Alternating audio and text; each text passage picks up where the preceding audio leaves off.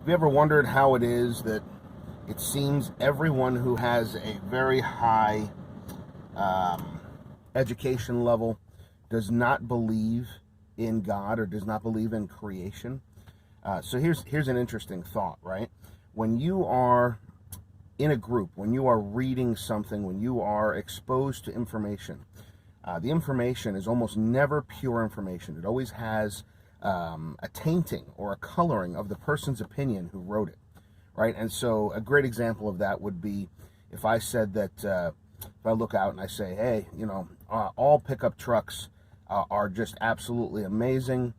And the finest example of this is, the larger pickup trucks. And then the tainted version of that would be, all pickup trucks are amazing, and the larger pickup trucks, like the Toyota Tundra, are just absolutely amazing, right? If I use the same sentence, I might not have remembered that the same. You'll walk away from there. Both of those statements could potentially be true, right? Pickup trucks could be amazing, the larger ones could be amazing, but the very fact that I threw the name Tundra in there, the Toyota Tundra, would make you believe that the Toyota Tundra might be at the top of that list, right? Might be the cream of the crop, right? So a great example of this in science would be that single cells have the ability to absorb chemicals from their environment in order to sustain themselves. And the version of that which would have a little bit of the believers, tainting in it would be single cells have evolved the ability to absorb chemicals in their atmosphere to sustain themselves. Just by throwing the word evolved in there, that scientific statement suddenly supports the theory of evolution. Now, I'm not saying I believe or do not believe in evolution. I'm just pointing out the fact that evolution is thrown around in those type of statements, and it's supported sort of on this sub discussion level everywhere in academia. If you go through any schooling process from grade school straight through your doctorate degree in college, you're going to find that type of language everywhere. You're going to find that word thrown in places where it doesn't need to be thrown in. It's thrown in because the person writing it believes it. And so here you find highly educated people on both sides of the fence, and some of them believe that the theory, and I'm talking about the human word theory, not the scientific word theory, that the theory of evolution is truly a theory that needs to be tested. There are so many things that we've learned and discovered since Darwin that have never been thrown into the equation to retest the theory of evolution, such as single cell multiplication into an entire living being, right? Darwin had no idea about that. And so how do we continue to receive this extremely old scientific theory as if it's completely bulletproof?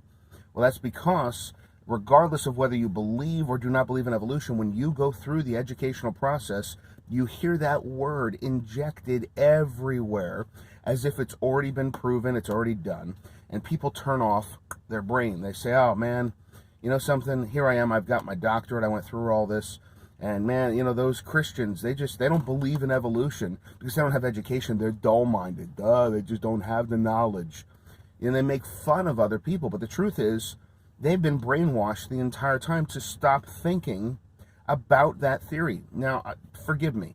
People still think and they still test things, but they don't do it with a rigorous attitude that they would if they had not already been convinced that it's 100% true. We do this everywhere. We do this in grade school when there's a bunch of kids in the room and somebody stands up and says, we want to do this, it's a great thing, right everybody? And they get everybody to agree, and now suddenly, whether they think it's right or not, the one kid who didn't agree is over in the corner feeling the peer pressure of all those other people. This is happening in our scientific and educational communities. So don't believe the lie that you have to be dull-minded and stupid to not believe in evolution as science is teaching it.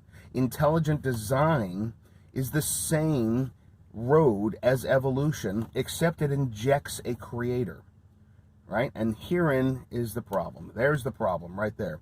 If you get to a higher level of education and you believe that this thing is true the entire time, you've been programmed to believe that evolution is just absolutely the cream of the crop on top of the cherry and the whipped cream on top of your scientific theory. It's never questionable. You always want that, right?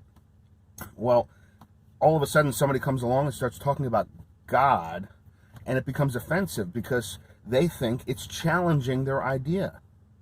I just challenge you right now, turn your brain on and be hyper vigilant about testing every last thing that you believe. Why? Because we're going to be responsible for what we did and what we believe if the truth is that there's an intelligent designer out there and we're held accountable for those things. If there's not, hey, we lived a life of purpose, we did everything we were supposed to do to go the right direction, and when we find a comfortable place, guess what?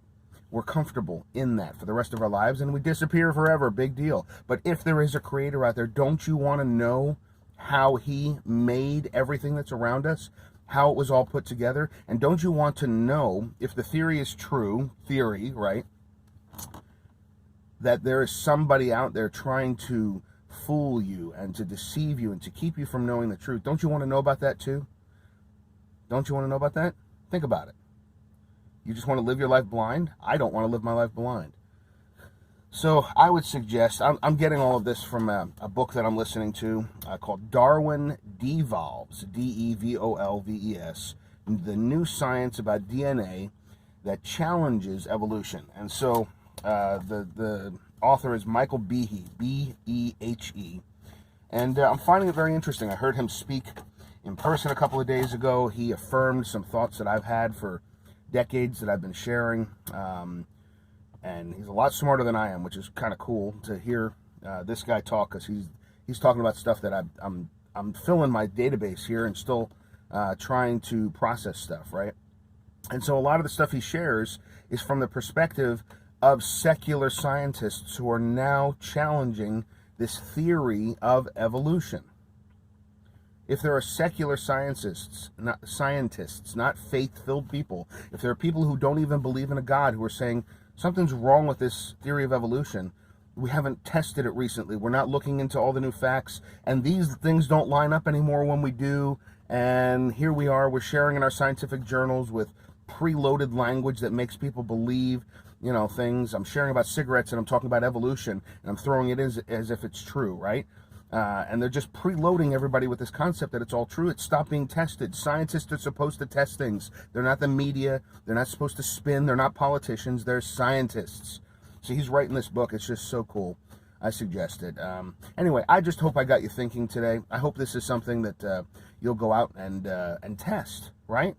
We don't want an argument. We want people who will have logical, calm conversations with each other about these things.